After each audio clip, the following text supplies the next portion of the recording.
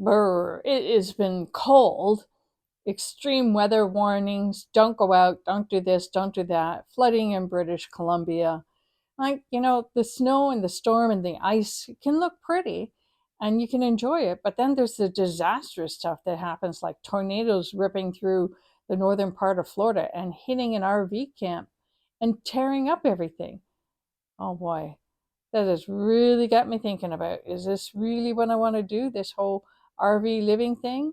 Yeah, we're going to buy a winterized Class C RV, but I've got to do a lot of research between now and then. Yeah, I have been thinking seriously about living full time in a Class C RV. I've been talking about it, and Stanley and I talk about it a lot. It's my dream, it's my goal. I don't even know where that comes from.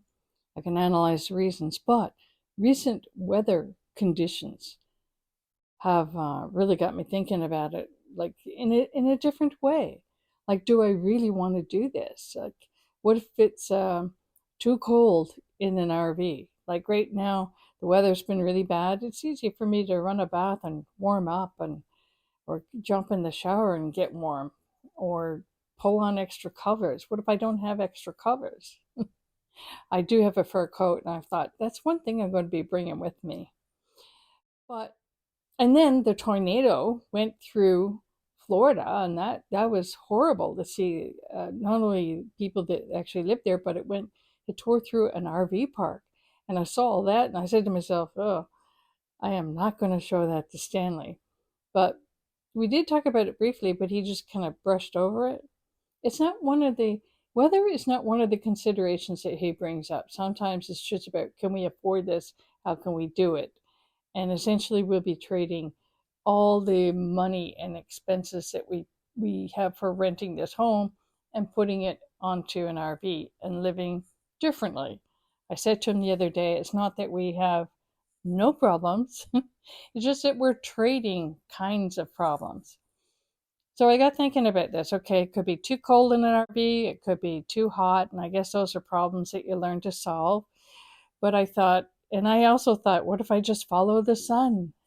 Go wherever the sun is. But you go out to Arizona, like the desert land out there. Let's say we make it that far and we stay there for a while.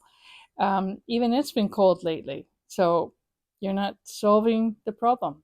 What is the problem? The problem is how to be comfortable, how to be safe in an RV. So that's opened up a whole area of research. Honestly, this is just, it's like I said, it's a year plan, and Stanley's officially retiring from his part-time work in April. So that frees up a lot of time, and I so that means that we can kind of do it a little bit sooner. And so I'm thinking maybe next winter and fall, when the RV deals are on, that's when we'll get one and we'll take off. But where do we go?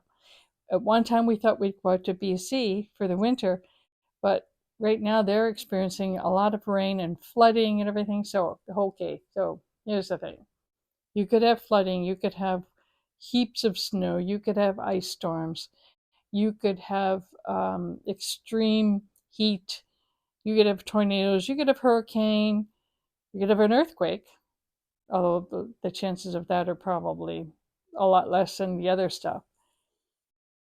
You could have any of those things, but you can't go through life with fear. You really have to live with a sense of faith and trust that certain things are not going to happen to you. You can only do so much to keep yourself safe and protect yourself and plan and prepare, but you can't plan for absolutely everything that's going to go on. I remember a movie that John Candy was in where he was always worried about his mother. I think the movie was called Only the Lonely. And he was constantly worrying about this or that thing that could happen to his mother, so much so that he put off his own plans and ideas for happiness. And eventually he met a girl and he did marry her.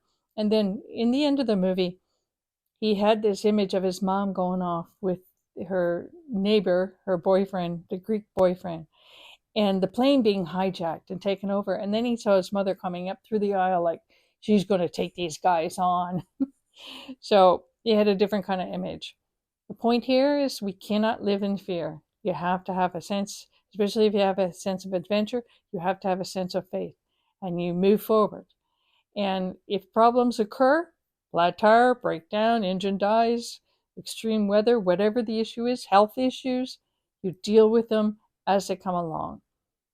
You got to live with a sense of faith. And I think that's my main message here.